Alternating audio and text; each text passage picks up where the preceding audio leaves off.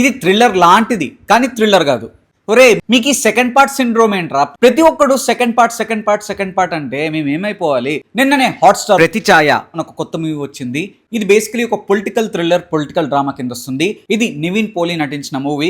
ఈ మూవీలో ఫాదర్కి ఒక సమస్య వస్తే సీఎంగా స్టేట్కి తన సన్ వచ్చి ఎలా సాల్వ్ చేశాడు అన్నది మూవీ.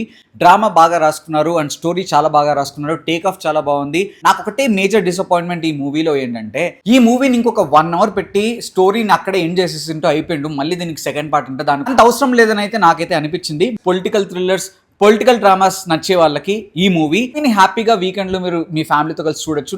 ప్రతి మలయాళం మూవీలానే కొద్దిగా స్టోరీ సెటప్ అవడానికి టైం టేకింగ్ ఉంటుంది. దాని తర్వాత ఒక్కసారి స్టోరీ సెటప్ అయిన తర్వాత ఎక్కడ డ్రాగ్ లేదు, లాగ్ లేదు.